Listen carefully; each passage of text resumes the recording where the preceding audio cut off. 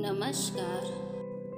आज की हमारी कहानी है तू सो रही है, तुझे नहीं पता आज शादी की पहली रात है। तुम इतनी जल्दी उठ गई। अपने पति सुनील के मुंह से ऐसे शब्द सुन सुमन अवाक रह गई और अपने अतीत में चली गई। 4 साल पहले जून में उसकी मुलाकात सूरज से उसकी मौसी के घर उनके बेटे की शादी में हुई थी, जिसे देखते ही सुमन उससे पहली नज़र का प्यार कर बैठी। सूरज सुमन की नज़र पहचान गया था। सूरज के मन में कुछ और ही चल रहा था। वह भी सुमन को पसंद कर रहा था, परंतु सम्मानित दृष्टि से नहीं। सूरज अपने माता पिता की इकलौती संतान था। देखने में जितना सुंदर था, आदतें उतनी ही खराब थीं। सूरज ने अपने पिता रजनीकांत और माता रीना से विवाह प्रस्ताव को लेकर सुमन के माता पिता से बात करने को कहा, लेकिन अपने बेटे की हरकतों को ध्यान में रखते हुए उन्होंने कोई पहल नहीं की। सच्चाई से अनजान सुमन के माता पिता ने सुमन के आग्रह पर विवाह प्रस्ताव रखा। सुमन के पिता ने रजनीकांत जी से सामाजिक कुप्रथा दहेज की बात की, तो रजनीकांत जी ने दोनों बच्चों की इच्छाओं को देखते हुए 15 दिनों के भीतर ही दहेज विहीन विवाह संपन्न करने का आग्रह किया, जिसे सुमन के पिता ने खुशी खुशी स्वीकार कर लिया और दोनों का विवाह खूब धूमधाम से संपन्न हो गया। आज सुमन अनेकों ख्वाब लिए ससुराल की दहलीज पर खड़ी थी।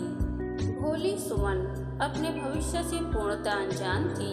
सुमन को उसके नए कमरे में भेज दिया गया और शादी की थकान के कारण उसे नींद आ गई। तभी वहां सूरज आया और अपने रौद्र रूप में बड़े ही कटु वचनों में सुमन से कहने लगा, तू सो रही है, तुझे नहीं पता आज शादी की पहली रात है। सूरज के मुंह से ऐसे कटु वचन सुनकर मासूम सुमन घबरा गई। फिर भी सूरज उसकी मर्जी के खिलाफ जाकर उससे जबरदस्ती करने लगा। अब तो आए दिन सूरज सुमन के साथ अभद्रता करता। मजबूर रजनीकांत और रीना जी कुछ न कर पाते। सुमन भी ससुराल छोड़ देना चाहती थी, परंतु पिता के कहे शब्द, बेटा ससुराल में मायके की इज्जत बचाए रखना, जब तक संभव हो सके सब सहते चलना, उसे रोक लेते थे। अब तो उसे अपने संग हो रहे अभद्र व्यवहार की आदत हो चुकी थी। शादी के 6 माह बाद ही पुष्प सी कोमल सुमन मुरझाई कांटे सी हो गई थी। एक दिन सुमन को पता चला कि वह माँ बनने वाली है। सब कुछ जानते हुए भी सूरज का उसके प्रति व्यवहार नहीं बदला, बजाय इसके वो सुमन के प्रति और खूंखार हो गया। एक दिन सूरज शराब पीकर आया और आते ही सुमन के साथ जबरदस्ती तथा मारपीट करने लगा। आज एक स्त्री के सम्मान में रीना जी बोल उठी, परंतु सूरज उनकी एक नहीं सुनता है।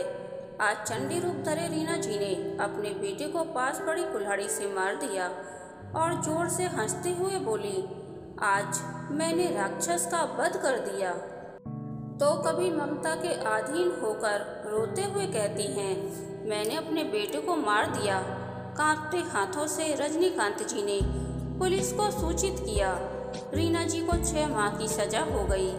इन दिनों रजनीकांत जी अपनी बहन मीरा के यहाँ और सुमन अपने माता पिता के यहाँ रहती है। समय पूरा होने पर सुमन ने एक फूल सी बेटी को जन्म दिया और उसका नाम बड़े प्रेम से मिनी रखा।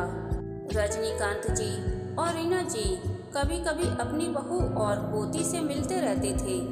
इन दिनों सुमन अपने मायके में रह रही है। उस घटना को 3 साल बीत चुके हैं। सुमन ने शिक्षिका के रूप में अपनी नई पहचान बना ली है और उसने इन दिनों सबसे नाता तोड़ लिया और अपना हर जगह आना जाना बंद कर दिया।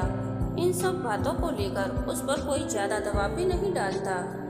एक दिन सुमन की मौसी का फोन आता है।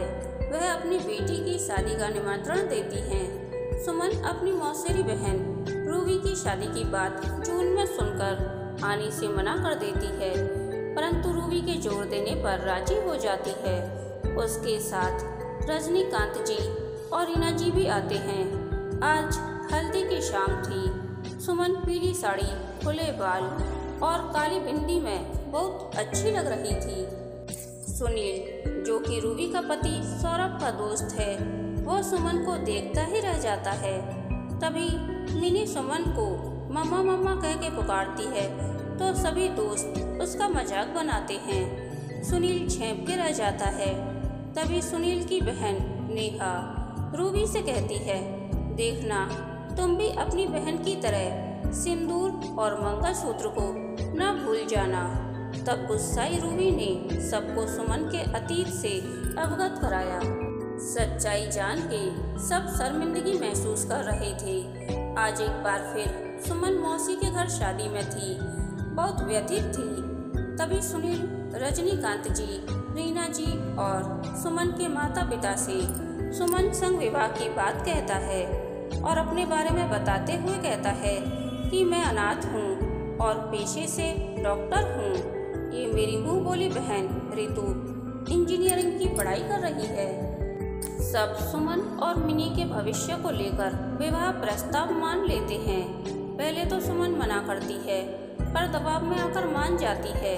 एक बार फिर सुमन ससुराल की दहलीज पर खड़ी है, पर आज उसके मन में भविष्य के सुनहरे सपने नहीं हैं, बल्कि आज वह चिंतित है। रजनीकांत जी, रीना जी सुनील और नेहा को अपनाते हैं और सब साथ रहने का निर्णय लेते हैं।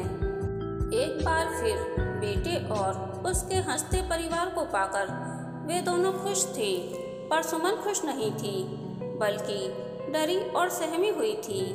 आज एक बार फिर सुमन अपनी सुहाग की सेज पर थकान के कारण सोती रह जाती है। सुनील उसे जगाता है। वह अचानक अतीत को याद कर डरते हुए उठती है और अपने इन्हीं ख्यालों में खो जाती है। सुनील उसे हिलाते हुए कहता है, कहाँ खो गई मैडम? अपने पति से अपने लिए ऐसे सम्मानित शब्द सुनकर और अपने पति का प्यार पाकर सुमन खुश थी। एक बार फिर सब खुशहाल परिवार पाकर खुश होते हैं। कहानी के अंत तक बने रहने के लिए धन्यवाद। यह कहानी आपको कैसी लगी प्लीज़ कमेंट करके बताइए।